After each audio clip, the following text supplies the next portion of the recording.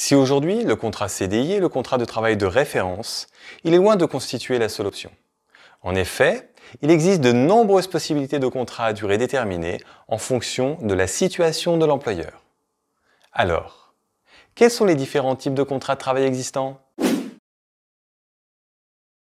Le contrat à durée indéterminée ne comporte aucune date de fin. Il peut être rompu par l'employeur, le salarié ou encore à cause d'un motif impérieux. Le CDI peut être à temps plein ou à temps partiel. Voyons les différents types de CDI. Le travail à temps partagé consiste à recruter un salarié par le biais d'une entreprise tierce appelée entreprise de travail à temps partagé, ETTP. Le CDI intermittent est utilisé pour des besoins permanents, mais qui comporte une alternance de périodes travaillées et non travaillées. Par exemple, les activités liées au spectacle, au cycle de saison et autres. Le CDI de chantier ou d'intervention a pour principe d'être valable uniquement le temps du chantier ou de l'opération définie dans ce dernier. À la fin de la mission, le CDI est simplement rompu, sans préavis. Le contrat à durée déterminée, par définition, possède une date butoir de conclusion et est extrêmement encadré par la loi. Voyons les différents types de CDD. Le contrat à durée déterminée de remplacement est utilisé lors de l'absence d'un salarié de l'entreprise ou dont le contrat est suspendu de manière temporaire. Le CDD de surcroît d'activité est là pour pallier une montée significative de l'activité de l'entreprise.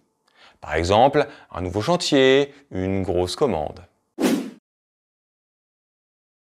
C'est un CDD particulier qui peut avoir comme motif un remplacement ou un surcroît d'activité. Il est obligatoirement réalisé par une entreprise de travail temporaire qui est l'employeur du salarié intérimaire.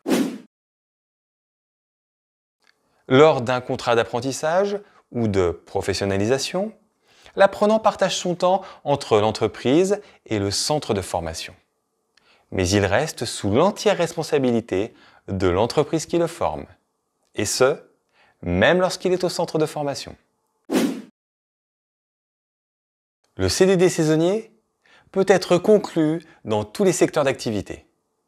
Toutefois, la variation d'activité doit être régulière, cyclique, prévisible et indépendante de la volonté de l'employeur ou du salarié, et il doit y avoir une corrélation entre l'activité de l'entreprise et les tâches offertes. Le CDD d'insertion existe afin de permettre aux jeunes de moins de 26 ans, aux travailleurs handicapés, aux personnes bénéficiant du RSA ou aux demandeurs d'emploi de longue durée d'accéder plus facilement à l'emploi. Le CDD, à objet défini ou de mission, a pour particularité de se terminer lorsque l'objet du contrat prend fin. Il a une durée minimale de 18 mois et une durée maximale de 36 mois et ne peut être renouvelé.